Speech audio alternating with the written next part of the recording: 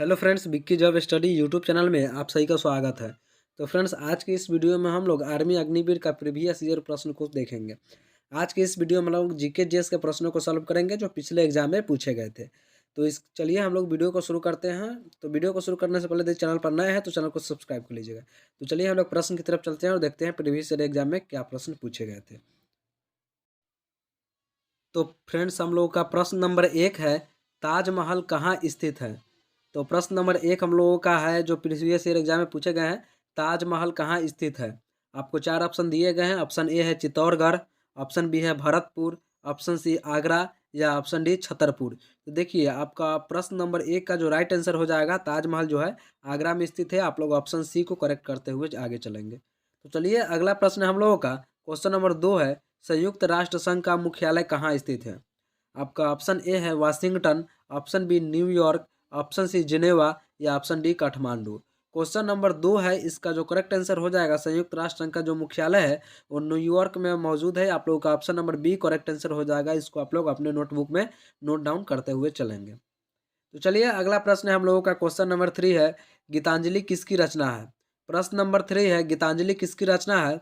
आपका option A है Amartya Sen, option B है अमृता प्रीतम, ऑप्शन सी है महात्मा गांधी या ऑप्शन नंबर डी है रविंद्रनाथ टैगोर। क्वेश्चन नंबर 3 है, इसका जो करेक्ट आंसर हो जाएगा, आपका option number D Rabindranath Tagore जो है राइट आंसर हो जाएगा। तो चलिए अगला प्रश्न है हम लोगों का क्वेश्चन नंबर 4 है, वेदों की कुल कितनी संख्या है।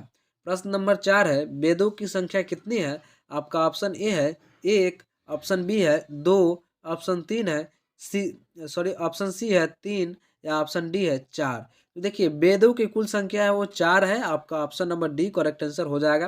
पहला वेद ऋग्वेद, यजुर्वेद, सामवेद तथा अथर्ववेद। 4 वेद है। आप लोग इसका नाम भी अपने नोटबुक में नोट करके रख लीजिएगा। और देखिए, इस क्लास का आपको पीडीएफ चाहिए तो टेलीग्राम को ज्वाइन कर लीजिएगा। टेलीग्राम का लिंक आपको डिस्क्रिप्शन बॉक्स में मिल जाएगा। और हम लोगों ने पिछला वीडियो बहुत सारा जो है प्रैक्टिस सेट को किया है, जो ओरिजिनल क्वेश्चन पेपर है आर्मी जीडी का और ट्रेडमैन का, उसका भी आप लोगों को वीडियो चाहिए तो लिंक डिस्क्रिप्शन बॉक्स में मिल जाएगा। वहाँ से जाकर आप लोग पिछला प्रैक्टिस सेट या एक जो है प्रीवियस एग्जाम के जो प्रश्न देख सकते हैं। तो चलिए अगला प्रश्न है हम लोगों का, गौतम बुद्ध को ज्ञान कहाँ पर प्राप्त हुआ था। देखिए, प्रश्न नंबर 5 है, गौतम बुद्ध को ज्ञान कहाँ पर प्राप्त हुआ। आपका ऑप्शन ए है बोध गया, ऑप्शन बी है अमरनाथ, ऑप्शन सी है कुशीनगर या ऑप्शन डी है लुम्बिनी। देखिए, क्वेश्चन नंबर 5 है, इसका जो करेक्ट आंसर हो जाएगा, आपका ऑप्शन नंबर ए बोध गया। गौतम बुद्ध का जो ज्ञान की प्राप्ति हुई थी वो बोध गया में हुई थी। आपका option number A correct answer हो जाएगा। तो चलिए अगला प्रश्न है हम लोगों का क्वेश्चन नंबर 6 है, विश्व का सबसे गहरा महासागर कौन सा है। प्रश्न नंबर 6 है, विश्व का सबसे गहरा महासागर कौन सा है। आपका ऑप्शन ए है हिंद महासागर, ऑप्शन बी है अटलांटिक महासागर, ऑप्शन सी है प्रशांत महासागर या ऑप्शन डी है अरब सागर। तो देखिए, विश्व का सबसे बड़ा जो महासागर है और सबसे गहरा महासागर है, आपका राइट आंसर हो जाएगा ऑप्शन नंबर सी प्रशांत महासागर। प्रशांत महासागर जो है विश्व का सबसे गहरा महासागर है। आपका option number C correct answer हो जाएगा। अगला प्रश्न हम लोगों का क्वेश्चन नंबर 7 है, कौन सा दिन मानवाधिकार दिवस के रूप में मनाया जाता है। प्रश्न नंबर 7 है, कौन सा दिन मानवाधिकार दिवस के रूप में मनाया जाता है। आपका ऑप्शन ए है 24 अक्टूबर, ऑप्शन बी है 4 जुलाई, ऑप्शन सी है 10 दिसंबर या ऑप्शन डी है इनमें से कोई नहीं। क्वेश्चन नंबर 7 है, इसका जो करेक्ट आंसर हो जाएगा, आपका ऑप्शन नंबर ए सी 10 दिसंबर। 10 दिसंबर को राष्ट्रीय मानवाधिकार दिवस मनाया जाता है। आप लोग ऑप्शन नंबर सी को करेक्ट करते हुए चलेंगे। तो चलिए अगला प्रश्न हम लोगों का क्वेश्चन नंबर 8 है, राजिया सुल्तान डैश की बेटी थी। प्रश्न नंबर 8 है, राजिया सुल्तान किसकी बेटी थी। आपका ऑप्शन ए है Mohammad Ghori, option number B है Muhammad Tughlaq, option number C है कुतुबुद्दीन ऐबक या ऑप्शन नंबर डी है इल्तुतमिश। देखिए, क्वेश्चन नंबर 8 है, इसका जो करेक्ट आंसर हो जाएगा, आपका ऑप्शन नंबर डी इल्तुतमिश। राजिया सुल्तान जो है इल्तुतमिश की बेटी है थी। आपका ऑप्शन नंबर जो है डी करेक्ट आंसर हो जाएगा। अगला प्रश्न हम लोगों का क्वेश्चन नंबर 9 है, नई दिल्ली देश की राजधानी कब बनाई गई थी। प्रश्न नंबर 9 है, नई दिल्ली भारत की राजधानी कब बनी थी, यानी देश की राजधानी कब बनी थी। आपका ऑप्शन ए है 1908, ऑप्शन बी है 1910, ऑप्शन सी है 1911 या ऑप्शन डी है 1914।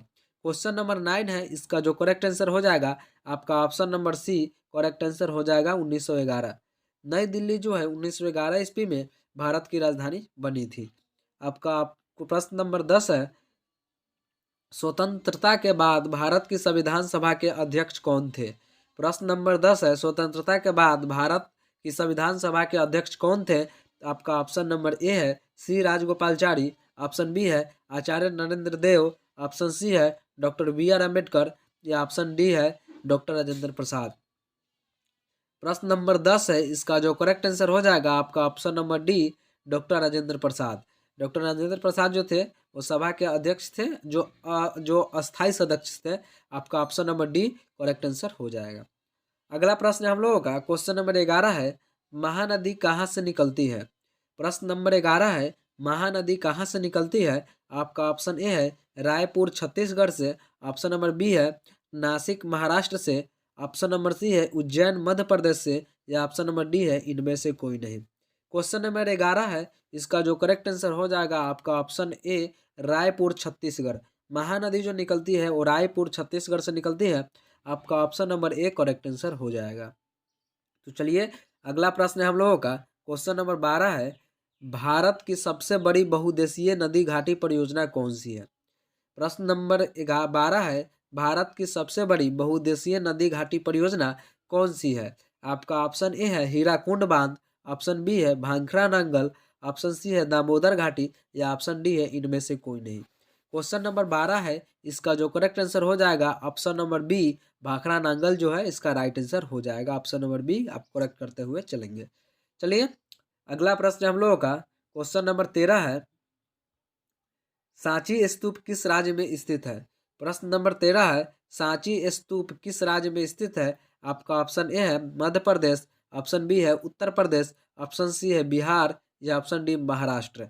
तो जो सांची का स्तूप है क्वेश्चन नंबर 13 का जो राइट आंसर हो जाएगा आपका option number A Madhya Pradesh.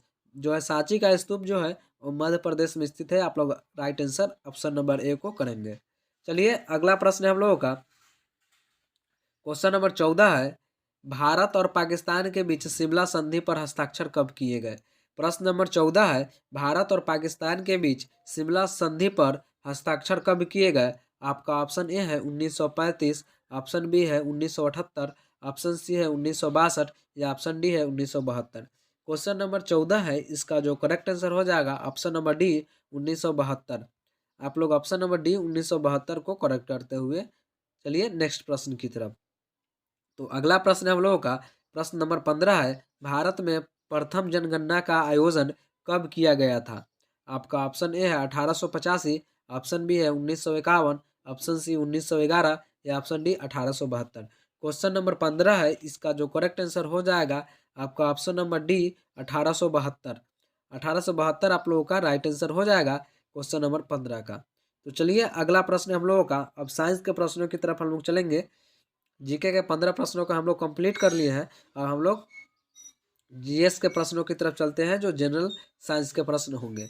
चलिए अगला प्रश्न हम लोगों का क्वेश्चन नंबर 16, एक युवा स्वस्थ आदमी के दिल की धड़कन की दर क्या होती है? आपका ऑप्शन ए है 50 पर मिनट, ऑप्शन बी है 72 पर मिनट, ऑप्शन सी है 108 पर मिनट, या ऑप्शन डी है 60 से 100 पर मिनट। क्वेश्चन नंबर 16 है, इसका जो करेक्ट आंसर हो जाएगा आप लोगों का ऑप्शन नंबर डी 60 पर मिनट आप लोग का जो है राइट आंसर हो जाएगा। आप लोग डी को राइट करते हुए चलेंगे। तो चलिए अगला प्रश्न हम लोगों का क्वेश्चन नंबर 17 है, मस्तिष्क का कार्य क्या है? आपका ऑप्शन ए है सोचना, ऑप्शन बी है शरीर का संतुलन बनाए रखना, ऑप्शन सी है ए और बी दोनों, या ऑप्शन डी है केवल ए। क्वेश्चन नंबर 17 है, इसका जो करेक्ट आंसर हो जाएगा आप लोग का ऑप्शन नंबर सी ए और बी दोनों। मस्तिष्क का कार्य जो होता है सोचना और शरीर की संतुलन बनाए रखना, दोनों कार्य जो होता है मस्तिष्क का होता है। आप लोग का option number C correct answer हो जाएगा। अगला प्रश्न हम लोगों का क्वेश्चन नंबर 18 है, रक्त जो है डैश से शुद्ध होता है, यानी कि रक्त जो है कहाँ शुद्ध होता है? आपका ऑप्शन ए है फेफड़े, ऑप्शन बी है यकृत, ऑप्शन सी गुर्दा, या ऑप्शन डी उपयुक्त सभी। क्वेश्चन नंबर 18 है, इसका जो करेक्ट आंसर हो जाएगा आपका ऑप्शन नंबर डी उपयुक्त सभी। रक्त जो है फेफड़ा यकृत और गुर्दा ये तीनों से साफ होकर आता है। आपका option number C correct answer हो जाएगा। अगला प्रश्न हम लोगों का क्वेश्चन नंबर 19 है, बिजली का अच्छा सुचालक कौन है? आपका ऑप्शन ए है कांच, ऑप्शन बी कागज, ऑप्शन सी तांबा या ऑप्शन डी पानी। आपका लोग का जो राइट आंसर हो जाएगा क्वेश्चन नंबर 19 का वो तांबा हो जाएगा। बिजली का जो सबसे अच्छा सुचालक होता है वो तांबा होता है। आपका option number C correct answer हो जाएगा। अगला प्रश्न हम लोगों का क्वेश्चन नंबर 20 है, बेरी बेरी किस विटामिन की कमी के कारण होता है? क्वेश्चन नंबर 20 है, बेरी बेरी किस विटामिन की कमी के कारण होता है? आपका ऑप्शन ए है vitamin A, option B vitamin B, option C vitamin C या option D vitamin D. Question number 20 है, इसका जो करेक्ट आंसर हो जाएगा आपका option number B vitamin B. आप लोगों का जो है राइट आंसर हो जाएगा। बेरी बेरी जो है विटामिन बी की कमी के कारण होता है। आप लोगों का right answer option number B हो जाएगा। तो चलिए अगला प्रश्न है क्वेश्चन नंबर 21 है, बर्फ के पिघलने का तापमान कितना होता है? आपका ऑप्शन ए है 100 डिग्री, ऑप्शन बी है 4 डिग्री, ऑप्शन नंबर डी है 0 डिग्री या ऑप्शन नंबर डी है 5 डिग्री। क्वेश्चन नंबर 21 है, इसका जो करेक्ट आंसर हो जाएगा आपका ऑप्शन नंबर सी 0 डिग्री। बर्फ के पिघलने का जो तापमान होता है वो 0 डिग्री सेल्सियस होता है। चलिए अगला प्रश्न हम लोगों का क्वेश्चन नंबर 22 है, एक परमाणु के नाभिक में क्या होता है? आपका ऑप्शन ए है इलेक्ट्रॉन और न्यूट्रॉन, ऑप्शन बी है इलेक्ट्रॉन और प्रोटॉन, ऑप्शन सी है प्रोटॉन और न्यूट्रॉन या ऑप्शन डी है केवल न्यूट्रॉन। एक परमाणु के जो नाभिक में होता है प्रोटॉन और न्यूट्रॉन। आप लोगों का option number C correct answer हो जाएगा।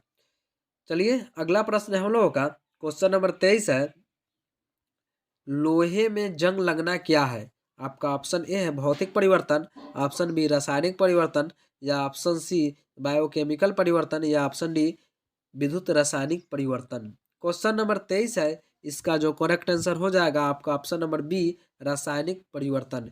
लोहे में जंग लगना एक रासायनिक परिवर्तन है। आपका option number B correct answer हो जाएगा। तो चलिए हम लोग अगला प्रश्न की तरफ चलते हैं। क्वेश्चन नंबर 24 है हम लोगों का। क्वेश्चन नंबर 24 है, पेंसिलिन क्या है? आपका ऑप्शन एक है एंटीबायोटिक दवा, ऑप्शन बी है वसा, ऑप्शन सी है एंजाइम या ऑप्शन डी है प्रोटीन। क्वेश्चन नंबर 24 है, इसका जो करेक्ट आंसर हो जाएगा आप लोगों का ऑप्शन नंबर ए एंटीबायोटिक दवा। पेंसिलिन जो है एक एंटीबायोटिक दवा है। आप लोगों का option number A correct answer हो जाएगा। तो चलिए अगला प्रश्न है हम लोगों का प्रश्न नंबर 25 है, मानव शिशु के शरीर में कितनी हड्डियां होती है?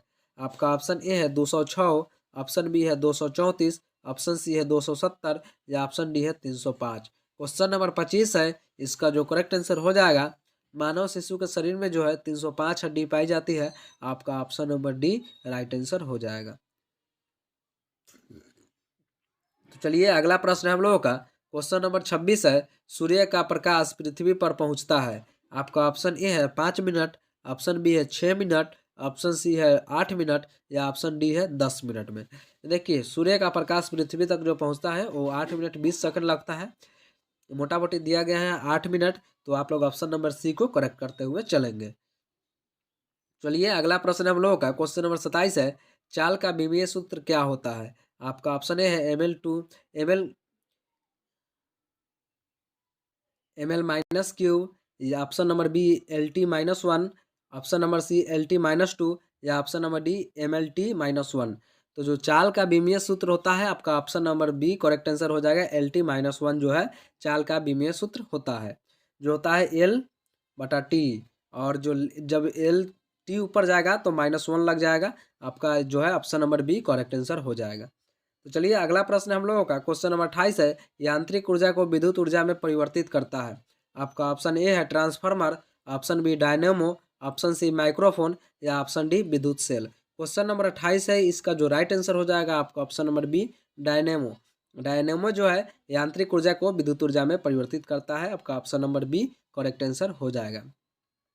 अगला प्रश्न हम लोगों का, गोबर गैस का मुख्य घटक क्या है? आपका ऑप्शन ए है इथेन, ऑप्शन बी है प्रोपेन, ऑप्शन सी मीथेन या option D butane. Question number 29 है, इसका जो करेक्ट आंसर हो जाएगा आप लोगों का ऑप्शन नंबर सी मीथेन। गोबर गैस का मुख्य घटक जो है मीथेन है। आपका option number C correct answer हो जाएगा। चलिए अगला प्रश्न हम लोगों का और आज का लास्ट प्रश्न है, कैल्शियम कार्बोनेट का रासायनिक सूत्र क्या होता है? आपका ऑप्शन ए है CaCO3, ऑप्शन बी है NaHCO3, ऑप्शन नंबर सी है Na2SO4 या ऑप्शन नंबर डी है NH4Cl। देखिए कैल्शियम कार्बोनेट का जो रासायनिक सूत्र होता है आपका ऑप्शन नंबर एक राइट आंसर हो जाएगा CaCO3 आप लोगों का राइट आंसर हो जाएगा। तो चलिए हम लोगों ने पिछले प्रीवियस ईयर एग्जाम में जीके जीएस के पूछे गए 30 प्रश्नों को कंप्लीट किया है।